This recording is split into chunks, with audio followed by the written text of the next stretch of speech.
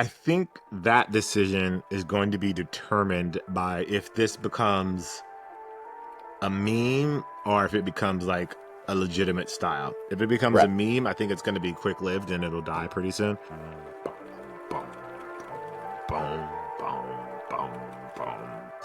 This is not actually how the episode's going to start, but sure. All right. That's the intro music welcome. behind the music. Okay.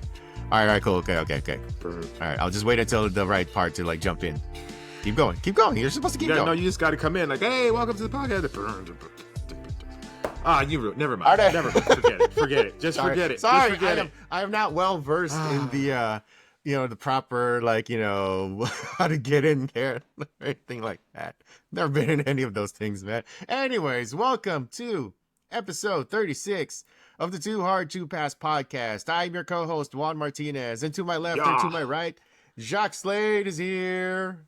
What up? As you guys saw, or maybe he cut it out. I don't know. I tried to give him some intro music, and he just botched it. Absolutely botched it. But you know what? That's okay. You know, I tried to take a creative liberty with the intro to this show, and you did. I fell flat on my face. There's a learning there. No. That's not your fault. This is my fault. No. It's me. It's me. I should have known. At various times in our friendship, you have come through for me in the music department, and I have failed miserably each time. This just reminds me of that one time I was on an Adidas trip to Portland, and it was for a Dame sneaker launch. Yeah. And one of those times we actually got to go to Damian Lillard's recording studio, and all of a sudden the Adidas PR people were just like, "Hey, drop some bars in the studio," and I'm like, "What? We have to do that?" And me being me, I'm like, "Sure, I'll do it." I mean, when else am I going to have the opportunity to record in a professional studio? Where Damian Lillard actually drop some bars or something like that, right? But I didn't go first. I made sure not to go first. And during that time, I furiously texted you, "Hey, man, can you drop some bars for me? I need help here." And sure enough, you delivered. It was actually pretty quick. Like the turnaround time was like minutes. And I'm like, damn, thanks, buddy. I don't remember what I don't remember what it was about. I don't either. Do you still have the recording? I think I might have it here somewhere, or it might be like still in those emails, or I don't know. That'd be cool. I definitely have a record of it somewhere. But it was just like a solid set of bars, and when it time for me to actually step into the booth, I was like, oh, this is so bad. I am embarrassing Jacques right now. I'm not gonna tell anybody that you. Because I didn't want to be like, yeah, man, Jacques wrote these for me, and I kind of just ruined it for him. No, I didn't do that at all. I was like, oh, you would never ruin it. It's all how you interpret it. I love it. That's why I love it. Like so if much. I had more if I had more practice, I probably would have been able to have pulled off a better performance. But like on the spot there, I was like, oh man, because I've never been in a recording session. I didn't know once you put the headphones on, it gets real quiet. Like you could almost hear your heart. Was just so you hear nothing. And I'm like, I can hear my heartbeat. I'm like, no, oh my gosh, that this is so hilarious. It was a little bit nerve wracking for me, man. So, but yeah, no, that was a great experience. It was just one of those things that you just never expect you're gonna be able to do. So even though it turned out to be quite a little bit embarrassing at the end of the day, but I was like, no, I'm still glad I did it. I was happy for the experience. But yeah, no, shout out to the people at Adidas who let us do that. But it was definitely unexpected and super fun. And it was also one of those moments I was like, man, Shaq's so cool. He came through for me within a couple of minutes. I was like, man, he's a great guy. Great guy. No, it was cool. It's a cool moment. I love By the way, do you have an idea why you weren't there? Was that in a time where you and Adidas weren't simpatico, or was that No, they just. I mean, I wasn't. Sometimes back. I won't say even still now. I wasn't gonna say back then, but there's just moments where brands just don't consider me in the conversation. Oh. I'm just not. I'm not. I'm not a massive entity like Complex or Sneaker News or Kicks on Fire at the time. And so they just leave me out. Yeah, because I think damn near everybody was there in terms of the outlets and all that stuff, and I was just surprised. I was like, oh, Jacques not here. Weird. Then again, if you were there, I would have been really embarrassing to run up to you and be like, hey man, I I need help. I know you're gonna drop some heat right now, but like if you could like spare me like some of your throwaway lines here, I would really appreciate it. Nah, that was cool. I love stuff like that. I wish more brands did that kind of like out of the box sort of thinking when it comes to these press trips instead of some of the totally stuff just that they try do. something different. Yeah, Totally. just trying something different and something that people can walk away with that saying that they've done that they've never done before. Yeah, like everybody's recording is I think was like on a drive. I think they sent it, or I think they sent it at an email. That's and I awesome. listened to everybody's, and I'm like, yeah. Not gonna say mine was the worst, but I'm also not gonna say mine wasn't the best either. So they should have had somebody in there to help like produce you guys. Oh gosh, I don't even like it was such a blur. I was just like in the moment. I have no idea if actually somebody was talking to me about like, whatever. So I don't even remember at that point. It was just like got in the booth in the moment, just like so focused on like not botching, not like, messing up a line or something like that. I was just like, I anybody could have been like, people could have just been, yeah, Juan, slow down, or like, Juan, do this. I'd be like, no, I need to like do this. I need to like. Yeah, that would have been better. They should have definitely had somebody produce you guys. That would have made it so much better. That would have made that so much better. Yeah, totally. All right, well, moving on to the show. Yeah. Are you? So we talked about this on Hard Pass, and I'm still not completely understood on what's going on here. Are you ready for boots summer, Jacques? Are we ready for that kind of summer? What are we doing here, man? Like, so, go ahead. I'm still at a loss for words. This is it's kind of interesting to me. Sure, yeah. Obviously, it's like a creative expression in a sense, and like they're just kind of really looking outside the box with how they're going to style things. Now, how that translates, I'm not sure if it'll translate the right way, but I like the like adventurous sort of spirit that kind of comes attached to it. I think it's dangerous because wearing boots outside on concrete is someone's inevitably going to bust their ass, but it's a unique take on the game, on the world of soccer. I think brands have for years been trying to make soccer street, so to speak, right, or like expand soccer culture or football culture into like the streetwear scene and the everyday life. And this is the most like obvious version of that. Right. I look at it as, yes, there's this crazy moment where people are doing these crazy things, but what will spring from that, I think, is what's really going to be exciting as far as like the expansion of the world of soccer. Right. Now we should be clear here that this was not something that was started by the brands. This started like as a trend on TikTok, I guess from the UK, which is, more prominent, whereas, soccer / football is more popular there. It's basically their sport. And it's a trend where people are wearing 2000s, like early 2000s style era clothing, which means like baggy everything. And they're matching it with soccer boots. And, these are the ones that you wear on the pitch, complete with like the studs and just all of the trappings. And I gotta say, it's just a weird trend just because of like the lack of practicality of it. It's gonna sound weird when you're walking on the street. It's gonna sound funky when you're at the mall. It's just gonna be loud, right? Like if you're seeing kids walking around in soccer boots, you're just gonna hear them like a mile away. You're gonna be like, oh, here come the soccer boot kids. Here come the soccer that boot, kind of thing. The soccer boot kids. That's funny. Yeah, like I can see. I don't need to see you. I can hear you. I can hear you on the way. The unique thing about this, though, like if you think about it, it's like American football could never. You know what I mean? Sure. Like, like American football could never. But it shows how deeply ingrained soccer is to the rest of the world. How much of a part of culture and how far forward it is style wise than American football. Because there's no way. I mean, I guess that at some point I would say there was no way soccer could do it, but it's almost like I can see soccer doing it. American football, not even a little bit. Right. You can't even imagine somebody pulling off a fit of big football jersey, baggy pants, and then football cleats, right? It just doesn't seem Yes. like somebody would have the balls, like, the daring to pull it off. But with soccer, you've got like your kit, you've got the pants and everything, and then with the boots, it almost seems more natural in a way. It seems like a natural extension of like, hey, Yes. I'm done with like, Yes. playing.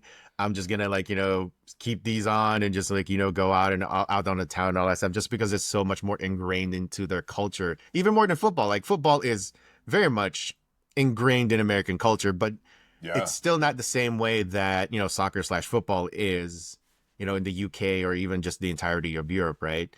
It's just Yeah. different. Yeah. It's just different in a way. And the other Yeah. thing that I thought was interesting. Oh no, go ahead. No, no, I was gonna say you're absolutely spot on. There's just something unique about that sport that transcends it as a sport and makes it more acceptable for the off pitch opportunities. Yeah. Um, yeah, it's super unique. Now the other question is there another sport that could do this with like cleated shoes? And I was like, oh, golf seems like the most obvious, but golf shoes just don't look very cool very often. Although you took the I was gonna. 14s and you flipped those. Yeah, I was gonna bring this up. Right, you got a pair of the Jordan 14 golf shoes. And you got two pairs. So I managed to, end up with one pair. And I told you, hey, I'm gonna take off the cleats. I'm gonna take off the spikes on these, and I'm gonna wear them out because I like the Jordan 14s. Particularly that version that has like the dimples on it. I've never liked the smooth Jordan 14 on the side panels. I did always like the dimpled version, and Yeah. so I have been wearing them out. Because they are a little bit slippery, but I've kind of figured out like the proper like way to balance myself, so I'm not just like slip sliding all over the place. But it definitely does make that sound regardless, like a little bit of clickety clack, not like if it was like soccer boots. But yeah, no, golf shoes. But the thing with that is like, yeah, it's golf shoes, but it's also Jordan 14s. Like Right. the one time Yeah. I did try that with with golf shoes was with the TW, the one that had the knitted, the one that had the knitted upper. I think that was like the I think that was a 14. 14. Yeah. Yeah, that was the 14. And just humble brag and everything, but when I got a chance to interview Tiger Woods, I mentioned that to him, and he also just casually mentioned like, I have seen people wearing the TW, which was the first, was it the 12 or the 13? He actually was at a mall and he noticed somebody was wearing the TW. Sight unseen, it wasn't because Tiger was there. It was like he saw somebody just wearing them without the spikes. And yeah, no, so like Tiger's golf shoes during that time actually made sense off the Yeah. golf course, as long as you take off the spikes. So I have been, well, I wouldn't say known, but I have like, tried to make golf shoes like, work off, the golf course. So I have tried that. So, and then the 14 was just like the latest example of that. So yeah, I can kind of Yeah. see where the soccer boot thing is coming from. I thought it was a little bit of weird at first, but then who am I to judge? Because I'm the guy who takes off spikes off their golf shoes and wears them casually. So I'm like, more power to you guys. More power to you. One thing I did want to point out about this is that I read an article. I think it was on Hypebeast, or was it on High Snobiety? I forget what it was. I'll not shout it out in the notes just to like give it the proper credit. But like this kind of like they were talking about like how this felt like a pushback, a response to like brands like pushing like a certain style and everything in terms of like soccer culture, in terms of like this is Mm. how like the kids are gonna dress, like how they outfit them and everything. Like the kids are like, no, this is not how we don't want to be dictated like how we're gonna wear, brands, like you can't tell us Oh, what we're okay. gonna wear. Like we're gonna wear what we want, and integrate our love of soccer or football or whatever, the Right. way we want it, and that includes soccer boots. So I thought that was like an interesting perspective on it. It wasn't just like a random thing that kids in the UK thought was like a cool thing to do. There's maybe a little bit more of like a intentionality to it. It was like, it's kind of like a pushback against like the bigger brands like your Nikes or Adidas's, who want to like dictate like how soccer is going to be integrated into lifestyle. Like we're going to make it Yeah. our way, and just somehow, because of like the novelty of it, just, or just the comedy of it, of just seeing kids wearing soccer boots like on the street. And that kind of, and because of TikTok, and because of like those kinds of social media where kind of pushes those kinds of like wacky looks to the forefront. And now we're kind of like at this point where it's more than just maybe more than just like a viral TikTok thing. It might actually happen this summer. And it's because we just don't want to be told what we should wear, or what, we see on the advertising what we should wear. Yeah, I wonder. Like, I wonder, will this? I do want to see if this expands to golf. Like, I know you do it, but you took the cleats off. But these kids, you can't take the studs off of a soccer Yeah, you cleat. can't. Yeah, Like, yeah. those are permanent. Well, I wonder, would you have more traction if you left the cleats on those 14s? I Or do you haven't think tried it. still That's slip? the thing. I've never gone beyond, like, the driveway, with the cleats, or, like whenever I wear golf shoes, it's either like, on the driveway, or like, at the parking lot. I've never, or you like, at the clubhouse, to like, go to like the cafeteria or the restroom or whatever. I've never actually like taken it to like actual social situations, so I don't know how not taking off the spikes would perform in more, casual night out kind of feel. And I'm also Yeah. kind of a little bit more, I don't know. I don't want to say like concerned, but it's like definitely like there's an awareness of like, I don't want to be that guy who's like walking around at a restaurant, be like, making that sound, clack, clack, clack, clack. It's funny because I'm the type of person who, like, uses a mechanical keyboard. I like the clickety clack sound, but I don't know if anybody else would appreciate it. Yeah, that makes sense. I mean, it's. I think it's more of a reflection of the culture of soccer and the world that's around it, and how Yeah. passionate people are about the sport, and also like how much dedication brands put into soccer boots. Like, I know we don't talk about them much here, but there's so much tech, so much styling, so many like material choices and design elements that go into creating a soccer boot that aren't Yeah. really talked about a lot. And because of that, I think the styles and the looks of soccer boots can be dramatically different from one shoe to the next, from the way that the toe box is shaped, from the way that the heel, how high or low it's cut, how high it sits off the ground, versus the padding that it has on the outsole, whether it's a kangaroo leather or something else. Like, you have all of these elements to these shoes that they're almost like they're like natural for styling, because there's so many options and so many color choices for you to pick from. So it like, I think we said this earlier, like, it just makes sense for something like this to happen. Now, again, the practicality of it all, are you going to fall and bust your ass? Probably. It's like, it's hard to walk. Like, you see people walk off the pitch in cleats and how uncomfortable they look walking. Yeah, So exactly. it seems like that's only going to get, be exaggerated if you're trying to spend a day in a pair of soccer boots. And they're not like all day comfortable. They might be like around comfortable, but after going a whole day with that sort of responsiveness they have Right. with like those hard carbon fiber plates and stuff like that, Yeah. I can't imagine someone being like, "Oh yeah, I rock these all day. My feet feel amazing." Like, I don't see that being the case. Like, if you're walking all day in the park, maybe that Right. might make Right. right. But if you're, say, I just had to stop. Like, could you imagine on a summer day in Venice Beach on the boardwalk, like just people walking in those things all day? I just can't even like comprehend Just sounds so it how sounds these so kids would uncomfortable. feel Yeah. after minutes, not even hours, right? Not even not even like a whole day, just a couple hours or just a couple of Just a minutes. couple hours, you're gonna be hurting. It's like wearing Exactly. bad retros, and like all day Exactly. you're like, oh, they felt good for a little while. Now my feet are killing me. Exactly. Now, this does make me think, though. I just had this thought.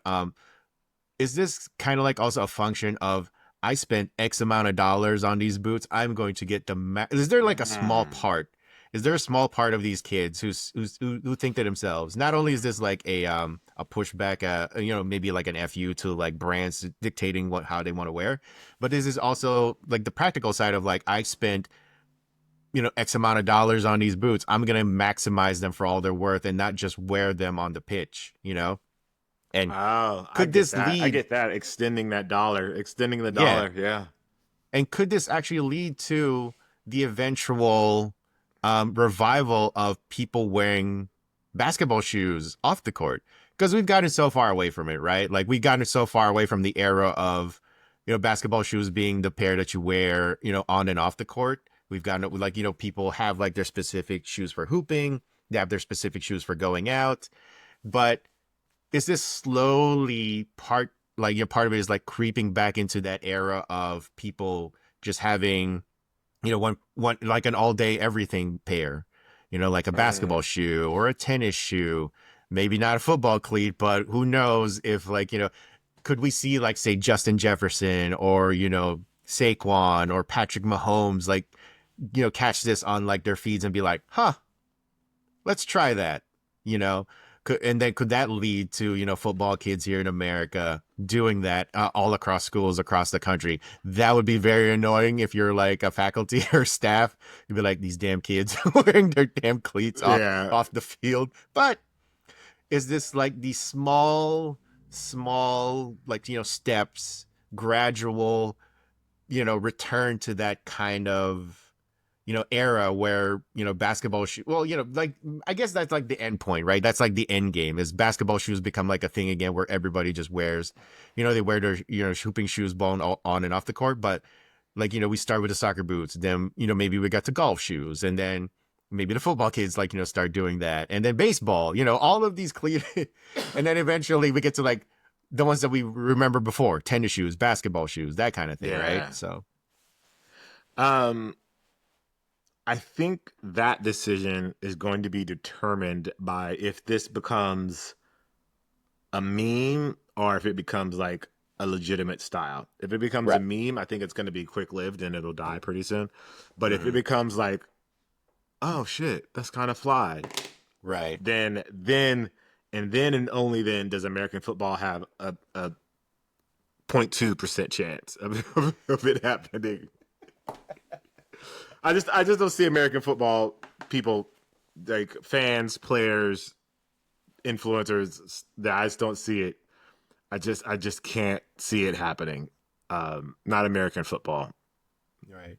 Like, could we see like Shedeur Sanders, wearing his, Cleveland Browns uni and then going out with like, his jeans, and then like you can see on the bottom, like, some DT Max 96, like, cleats in Cleveland Browns colors just out in, full bore, like, the clickety clack and everything. And then people catch on to that, be like, hey, all right, shout out. Now, we did make the joke. I don't know if that actually made the cut on the script. Where we talked about like, oh, finally we get some use out of our cleats. How 30 years brands have sent us like cleats all in now. Yeah. And I don't know if they made the cut. I forget if it did, but we wrote something to the effect of like, oh, finally I can like use my cleats for something besides like, displaying it here on the thing. I have a signed pair of, what is it, those Snoop Lion cleats here somewhere? I'm like, oh cool. I can go wear them now. I can wear my Snoop Lion cleats out and about on the town. It'll probably be tight as hell because these things are like snug, and they're thin too. Yeah. That makes me, I'm sure I have cleats. I think I gave all my cleats away. Oh, I'm sure you did. I mean, you're not. I think I don't know if I have any left. I think I just gave them to kids. Just dropped them off at the local high school and was like, give them to whoever has. Yeah, exactly. I remember back in the days when Adidas would send us cleats all the time. Yeah. Like I think I even got like the first Yeezy cleats, the turtle dove cleats, and I never wore them. I think I gave them to my cousin who was playing football at the time. But yeah, back then that was tough. That was tough back then. Like the Yeezy cleats, he was like, "Oh, okay, this is cool." Now, because I wouldn't have any use for them now. Obviously Kanye and everything, but if Kanye was like in a better position, Yeezy was still a thing. You could actually picture kids like bringing back those Yeezy cleats and like rocking them, and it'd be like, oh wow, we are here now. That'd been insane. That'd been dope. All right, well. Let's see how this plays out over the summer, I guess. Let's see if this is, like you said, if this is just a meme that's like a passing, fleeting thing, like the big red boots or the big yellow boots or whatever those were. Those didn't end up becoming like a trend. It was more just a haha, that's pretty funny at the time, and now it's kind of just people don't really think about it anymore. It's just like, hey, that was a moment. That was a moment. I still have my big red boots. I don't know what to do with them. They're just Oh, sitting down in my garage at this point. Well, you can always pull off your Astro Boy cosplay, for Halloween or something like that. True. All right, moving on to our next topic, Jacques. It's something that we also covered on the show, but it was actually inspired by something I saw on the YouTubes. There was a trailer for, I guess, what's going to be a show about Shaquille O'Neal and Allen Iverson and their roles as president and vice president at Reebok Basketball as they try to revive that category for Reebok. And as somebody who recently watched the Kimi Antonelli 40-minute WhatsApp commercial on Netflix, I just think to myself, because that's what it was. I saw that trailer for Kimi Antonelli's Doc, as he's going to be like the next Mercedes driver. And I was like, oh, this is pretty cool. This is like an extension of Drive to Survive or something, right? Nah, basically it's like a 40-minute WhatsApp commercial because all they do is talk about like being on a WhatsApp call or on a WhatsApp text message. And I'm like, okay, cool. I learned a little bit, but not really a lot. It's more just like, oh, I should download WhatsApp or something like that. So that's why when I saw it now, that's why it's still a pretty neat show, but be aware of like all of the brand synergy is what I'm getting at. Synergy. So with this, trailer for this Reebok show, I guess it's like 6 episodes, and they're going to talk about, like I said, trying to revive the basketball category at Reebok. And, my only worry is that, is this just going to be like, they're going to show all the good stuff, all of the positives, Reebok was great back then, and now we're going to try to bring it back to like prominence and all that stuff, and not show like the struggles. So that's my only concern with this is, obviously it's Shaq is going to be a prominent figure, and how is Shaq going to be portrayed on the show? Is it going to be, we're going to see like actual business Shaq, the ones that we don't actually see behind the scenes, because we've always known that Shaq has always been a business man. He's always been that guy, but we never get to see that. We always see like the goofy, sometimes, kind of very insecure side on inside the NBA. We never actually see like, I don't want to say ruthless, but like, someone who has proven that, he knows how to make money outside of basketball. I wonder if we're going to see that side of Shaq. And I also wonder how much we're going to see of AI. Like, he is in the trailer, but like, I want to know what his actual role is at Reebok Basketball, right? Is it an honorary title? Is it where he's actually in meetings? Is he there at like, the design stuff? Is he there, with athletes, recruiting them and all that stuff? I kind of want to see what AI is doing. I just want to see exactly what his role is as a VP. Yeah. I think that's one of the most exciting things for me about this show is seeing how involved they actually are. Yeah. Like, I get all the marketing stuff, and that's all fine and dandy, but this will hopefully show us how integral they are into everything that's happening over there at Reebok and the I guess the shift or turnaround that they're going through. I think I see Shaq doing a ton of stuff, but I don't see AI doing a ton of stuff. I don't feel like AI has the temperament or the patience to kind of deal with any of that kind of stuff. Sure.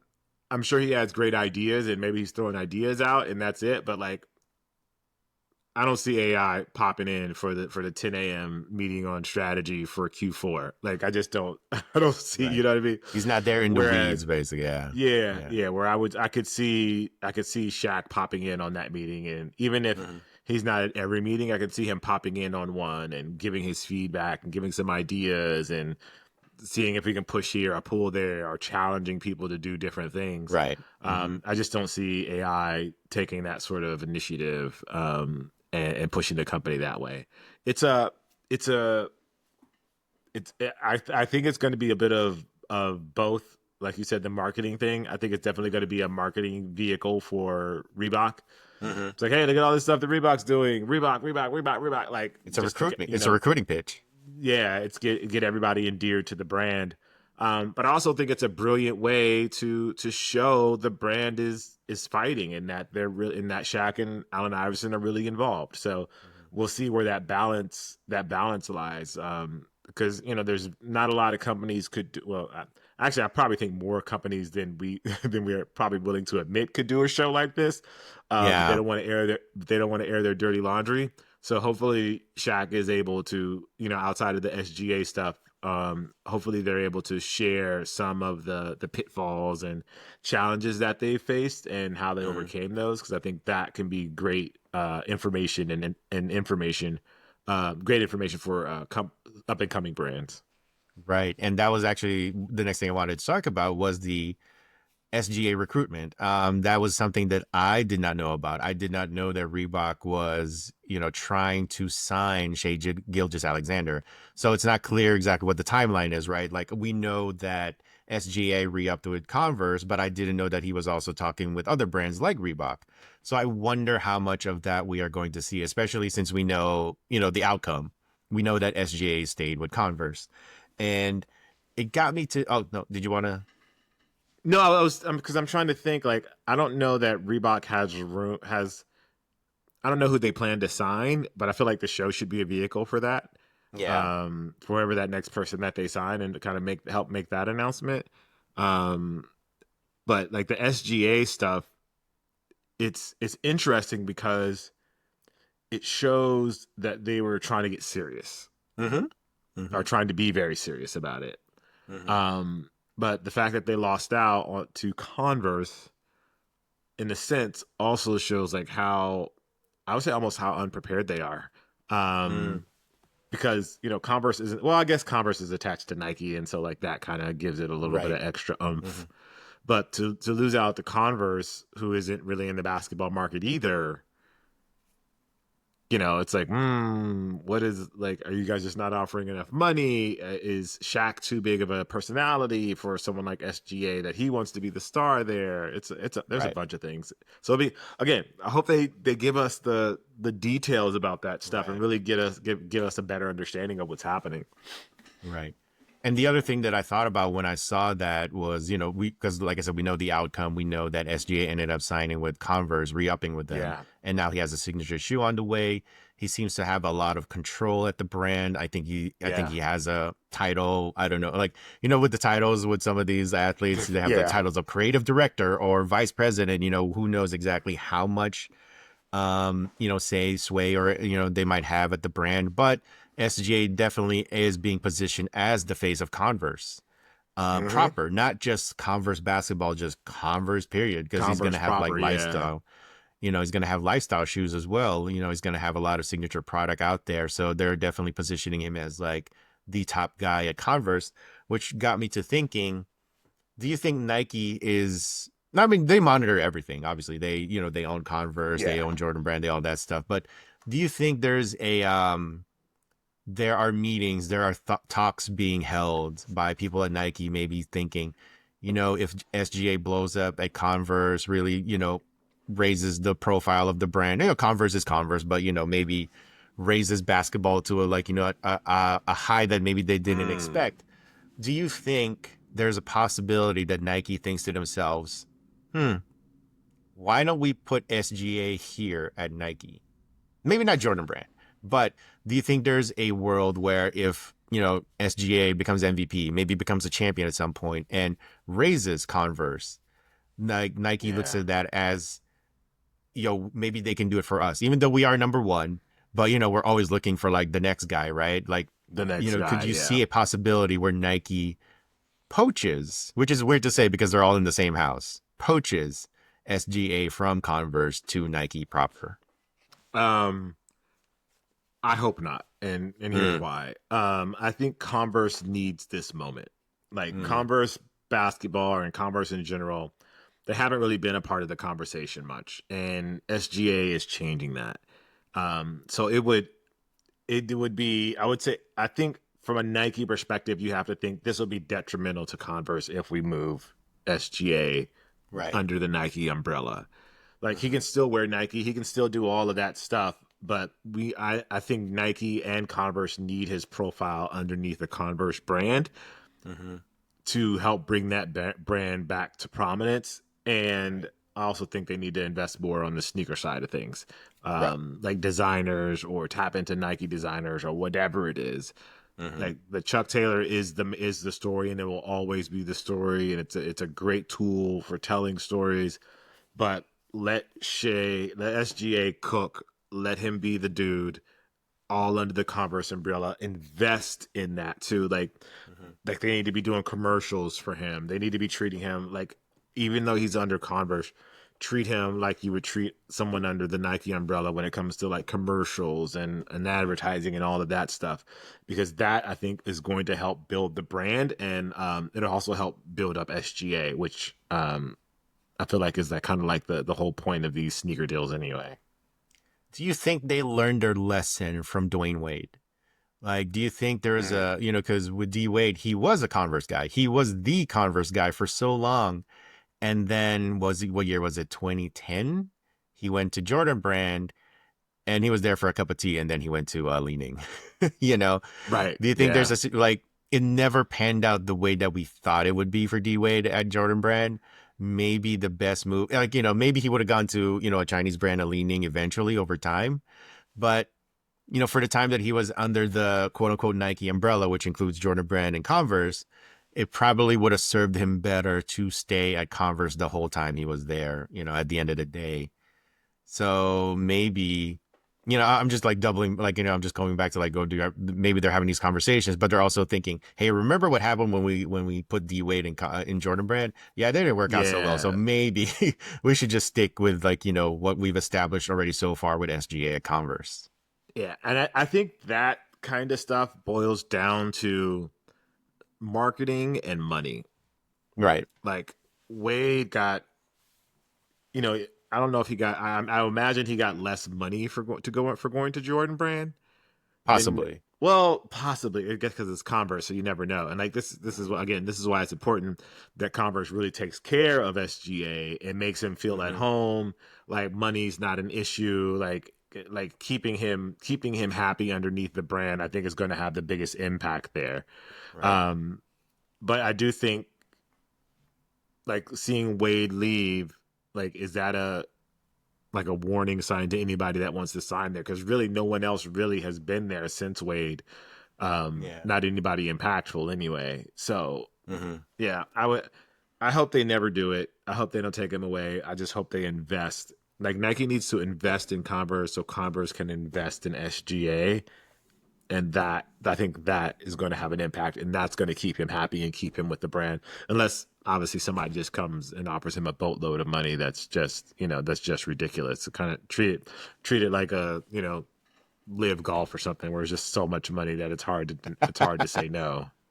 So what you're saying is Reebok did not throw a big enough bag at SGA to even consider, which we won't know until we actually see the show. And, it's also going to be interesting how they frame losing out to SGA, right? It's going to be interesting how they, how Shaq is presented as, I'm sure he was probably part of those pitches, right? If they had actually met with SGA in person, I'm sure Shaq was in those meetings, right? So I wonder how they are going to frame it. Like, was it this close or was it this wide, the gap or something like that, because you got to be careful with that. You got to be careful with that, right? Totally. I guess Reebok doesn't. Reebok doesn't give a shit. He didn't sign with him, but yeah, I imagine there was some NDA signed, and they can only talk about so much because that could be detrimental to SGA if he's like, I would have, but that kind of thing. To like, you're not dedicated to Converse, so that's interesting. I never thought of it from that angle, but that definitely spices up the pot a little bit. Yeah. So like I said, that's going to be the episode that I look the most forward to whenever they cover that, just because I had not heard that Reebok made a run. So and it's interesting, like, was it just like a phone call? Was it like putting feelers out there? Or was it like, did they actually get to meetings and did they actually get close or something like that? So it's going to be intriguing how that plays out. And, especially to see how far it went. So, yeah. So, in that case, Shaq has my quote unquote Netflix dollars to watch those episodes. I'll keep my subscription to watch those. Not that I ever canceled my Netflix, but you know what I'm saying. It's like, yes, I will put it in the queue whenever it drops, which I guess is like sometime later this month or sometime in June, whatever. Yeah, I can't wait. I'm excited. I want to see it. Yeah, definitely looking forward to it. Like we'll do a recap at some point of those shows on the podcast. And we'll do a timer of like, all right, AI was there in that episode. Okay, AI did this. AI did that. How long he was on screen. Yeah, because you figure it's gonna be like a Shaq dominated show. He's mostly the guy in the trailer. Even his son, Sharif, is in there, quite a bit in the trailer. So Angel Reese gets more screen time there than AI does. So I just can't. Is it like it kind of reminds me of the first season of Drive to Survive on Netflix, where Mercedes wasn't a part of it, and so they would just show, or even in Full Swing, where Tiger Woods is not, in full swing, but they would always take the time to show like Tiger walking by or Tiger speaking at a press conference. Same thing with Lewis Hamilton. He would just, be walking by or like say something to the press, but it was not like it was not like an actual interview with Netflix. So I wonder how much AI, like, are they going to have like sit downs? Like, is AI going to be like, in those, like, those booths, like, talking to somebody, and you're going to get like, I need to know, like, that is beyond the SGA thing. Yeah. I don't know what it is. I just want to know how AI is doing is basically what it comes down to. Is like, he's one of my favorites. I just want to know how he's, I just want to know how he's doing, man. Like, love AI. Yeah. So yeah, I definitely want to see his involvement. Yeah, totally. All right. So moving on to our next thing, Jacques, I did ask you before the show if you had a chance to watch the Thunderbolts, which dropped this past weekend, and did not. And I'm also gonna ask, did you ever watch Daredevil on Disney Plus? I did not. Okay, so there's a lot of talk right now about Marvel, because it's been years of like Marvel's in the tank, Marvel's this, Marvel it sucks, and all that stuff. Yeah. But, with this recent run of, Captain America, which was good, not the greatest movie, but it was good. I thought it was solid. Daredevil, Born Again, and the Thunderbolts, which people are claiming is the best, movie Marvel has done since Endgame. I'm like, whoa, slow down there. I liked it too, but, let's calm down there. Let's pump the brakes. Not in a world where Spider-Man No Way Home exists, all right? But anyways, people are hyped once again for Marvel. And, the Fantastic Four is dropping in a couple months, so there's a lot of excitement. There's a lot of hype building up once again. And, people are hoping that we are going to get, another Endgame level excitement for Marvel after years of malaise and people just being down on the product and everything. And I don't want to call it a hard pass. But I do want to say like, hey, it's fine if this is just another, it's a show. Like, it's going to have its ups and downs. We can't like pin all of our hopes and dreams on every movie. Some of them are going to be good. Some of them are going to be bad. But the thing that people are hoping for, and I think this is the mistake that I think a lot of fans are like making, is that they're hoping that this is going to be another Endgame. And I just have to say, I don't think we're ever going to experience that kind of feeling, excitement ever again in the theaters, just because it was such a singular moment. It was just the culmination of our childhoods, like, playing out in the movie theaters, right? All of these heroes, like, you just never imagined it would ever happen, but it finally happened. And now, we got the payoff.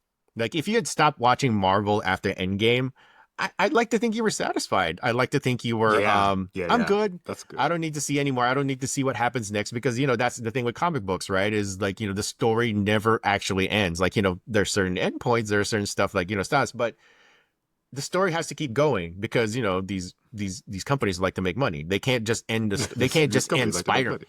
They can't just end Spider-Man. They can't just end Avengers. They can't just end Captain America. They have to keep. There always has to be a hook for the next thing.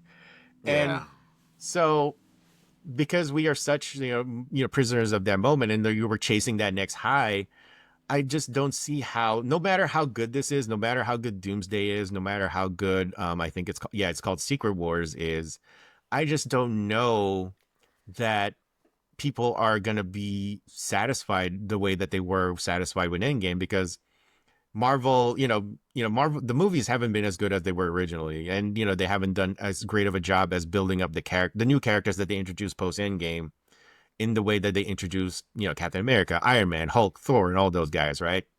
Like, they just haven't done as good of a job in that regard. So no matter what that moment is in, that whatever that big, splash page moment in, Secret Wars is going to be, I just can't see a world where people are going to be as joyous as they were a couple years ago. And I think people are just setting themselves up for disappointment.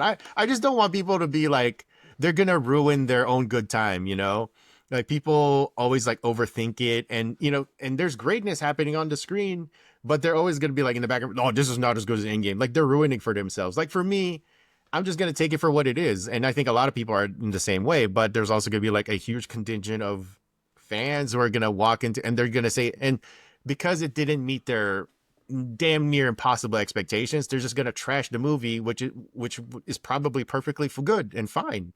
Like I just don't want it to be like an all or nothing scenario, is what I'm getting at. Yeah, I get that. I think from what I've heard, I haven't seen Thunderbolts yet, but from what I've heard, it's pretty good, and people are responding well to it.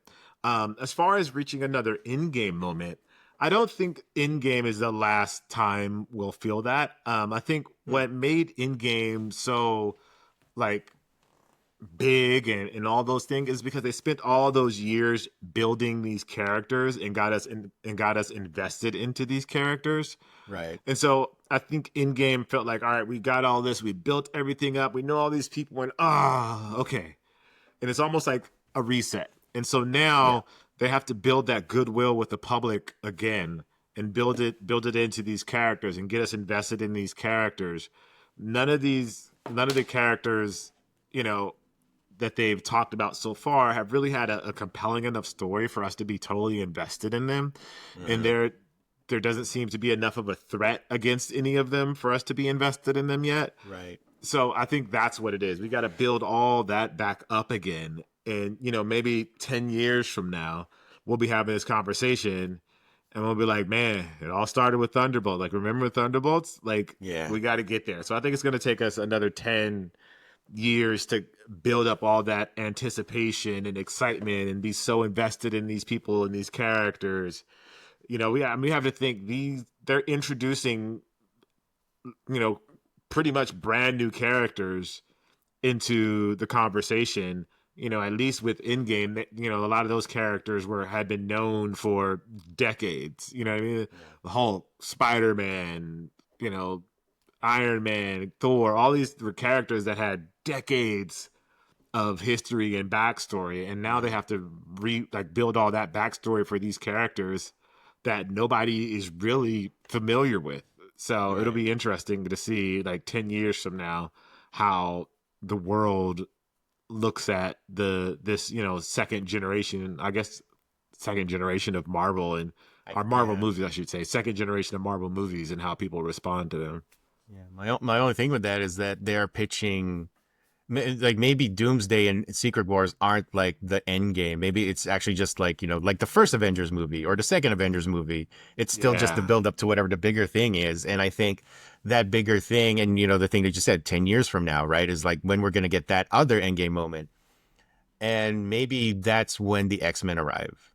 I think that is going to be like, Fantastic Four is fine and all, like people love the Fantastic Four, but I think the thing that's actually going to make or break the future of Marvel is not even necessarily like Doomsday and Secret Wars. It's going to be when they introduce the X-Men and how well they do it, because the X-Men are just a totally different animal compared to like everything in the Marvel universe, right? They have their own fandom. Like it's almost like they're almost exclusive. When I was growing up, like I didn't really necessarily care about the Avengers. It was all X-Men, like in Spider-Man too. But X-Men was just its own world, and they had so many characters, so many intriguing personalities in there that it didn't matter what was happening outside of the X-Men. So how they introduce the X-Men and how they develop them and how they integrate them into the MCU is really going to be super important, right? And that's how they will lead up to their eventual second endgame moment, which, people think that, Doomsday and Secret Wars are going to be that, but, the more that when you mention that, I think you're right, is that maybe Doomsday and Secret Wars aren't the end game. Maybe they are just like your Avengers 1 or your Age of Ultron kind of movies. And what happens after that when the X-Men show up that's going to be the thing that leads us to the second coming of Endgame. The other thing I did want forward to. And the other thing I did want to kind of talk about was this all people trashing like this current era of like the MCU and all that stuff. And it got me to thinking about did you hear about like the 20th anniversary of Revenge of the Sith, where like Samuel L. Jackson, like, and Hayden Christensen were like at the. That was so cool. They were so cool, right? But you remember, we were there for that era of Star Wars. People hated it. People hated the prequel trilogies, right? But now there's like this wave of nostalgia, and people love it, and people are just like they love it, and they also trash like the sequel trilogy, like 7, 8, 9, and all that stuff, right? And it's like, everything just comes around, and I wonder if in time, people look back on this era of the MCU, which is being trashed right now, and maybe it'll have its own set of like, fans who are like, oh, I grew up watching Shang-Chi, or I grew up watching, the Kate Bishop Hawkeye, and that's my MCU, that's going to be and that's kind of what gives me hope, is that right now, people are trashing it, even though I thought it was perfectly fine, not as good as the original, era or anything like that. But, the whole nostalgia for the Star Wars prequel stuff has kind of given me hope that, people are just going to look back fondly on this stuff, because it wasn't bad. It wasn't as good. It wasn't to reach the same highs, but it was perfectly fine. It was good. And it's a B, and there's nothing wrong with a B. I mean, people just want A+ all the time. People just want A+ all the time, and it's like, it's not realistic. You're not going to get that. Yeah. I mean, people, you're not going to get that. I'm with you 100%. I'm with you 100%. Yeah, but like I said, it was pretty cool when we saw like those fans like, cheer for like, Revenge of the Sith. Or was it Revenge of the Sith? Yeah. There were people dressed up. When I went to go see Sinners, there were people like in cosplay. Oh. Sinners going to be one of those movies that like years from now people are just have this following. No. I mean when I went to go see Sinners, Star Wars because right, they re-showed the movie, right? Yeah. I was like, oh wait, is Sinners gonna have like this kind of like following through the years? I haven't had a chance to watch it. Like, I mean, you're 5-second like worth going to the theaters, or wait until like, what do you think? Like worth going, or worth going to the theater for sure. Worth going to theaters. All right, cool. I mean, I've heard a lot of great things, so yeah, it's a good movie. But when I went to go see it, there were Star Wars people. They were seeing Star Wars re-airing in the same theater. And there were people dressed up. That's cool. So that was cool. And it made a lot of money too. Yeah. And I'm glad that era of like, Star Wars is being represented nicely, and that, there are those fans. Like, even though I'm not the biggest fans of like the prequel trilogy, I'm glad that the kids who grew up watching that can finally get their time to shine, because they've been kind of bagged on for so long. It's like, they're getting their shine, and it's cool to see. All right. So it's time. Well, what was that weird pause? It's time for everybody's favorite sneaker segment. Yes. Of America, of the world, everything. It's Sneaker Mount Rushmore time. Let's do it. You're not doing the thing. Oh, sorry, I was thinking like, oh, you also had your like brief moment of like, that'll be edited out. No one will actually know when we did that. I was like, what am I going to talk about?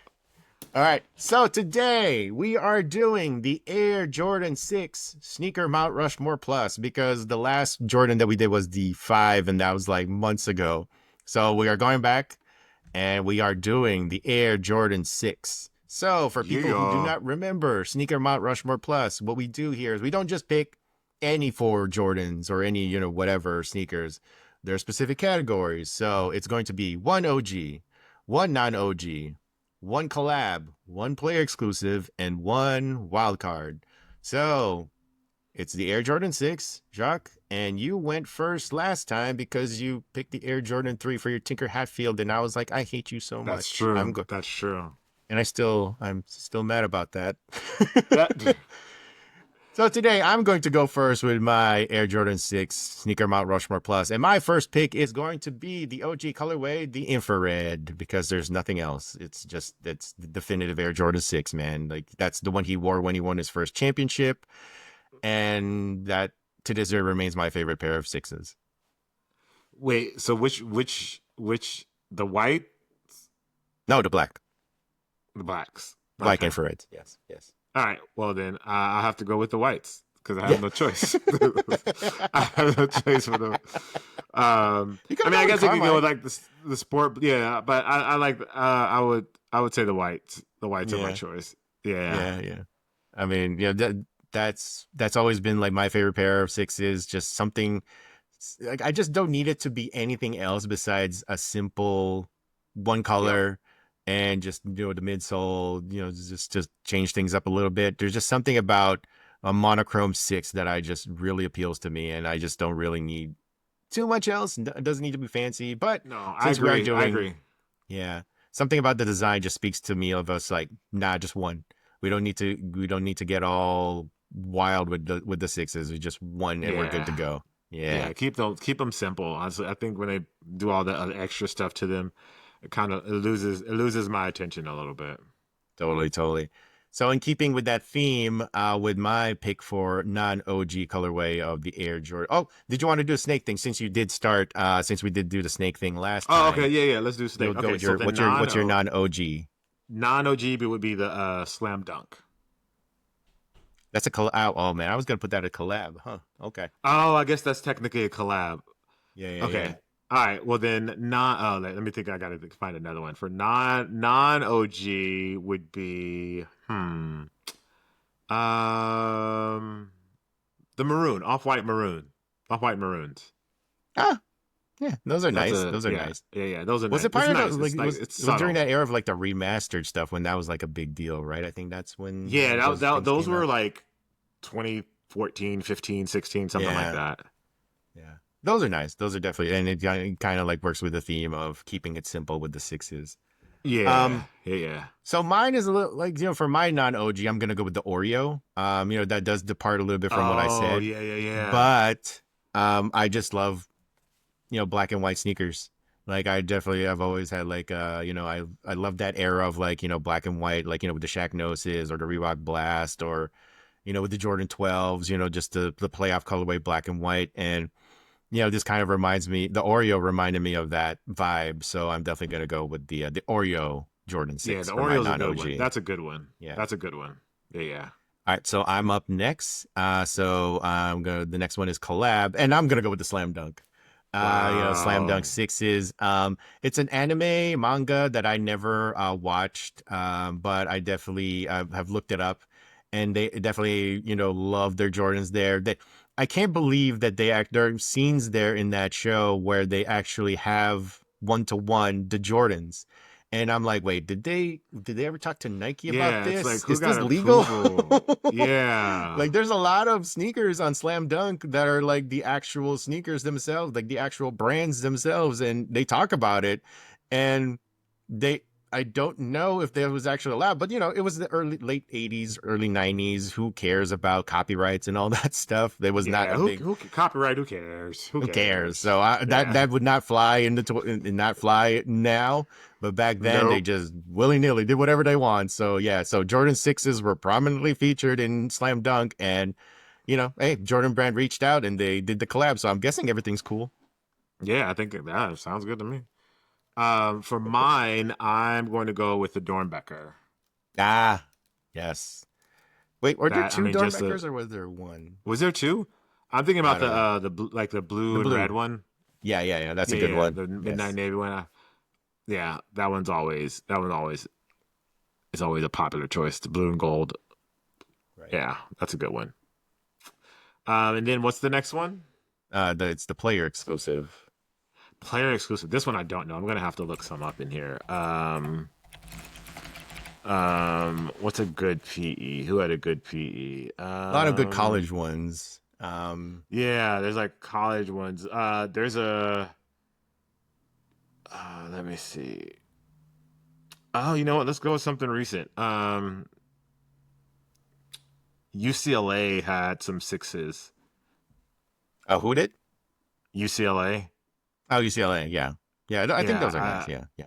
yeah, like the blue. It has like blue and university gold. It's like almost like a Denver. It kind of looks like a Denver colorway almost. Ah, that's cool. But Yeah. they're nice. Those are nice. I'll rock with those. Right. So for my PE, I'm gonna go with the pair that Luka Doncic got when he was announced as like the next class of like Jordan Brand athlete. This was I think it was like a 3-pack. It was like announcing that Jason Tatum, Zion Williamson, and Luka were like the next generation of Jordan athletes, and I think they all got like their own particular pairs of sixes as like a welcome gift or something like that. Ah, okay. So I'm going to go with the pair that Luca got because go Lakers and whatnot. Go Lakers and whatnot. That's funny. All right. I guess I'm up next for the wild card. So for my wild card, I'm just gonna go with something a little. So I had two choices for my wild card. I was either gonna go with the Gatorade Sixes or the champagne. Like there was that pack. There was like the champagne and cigar, which was celebrating Michael Jordan. Yeah. So I'm kind of torn between picking the Gatorades or the champagne. I think I'll go with the champagne ones.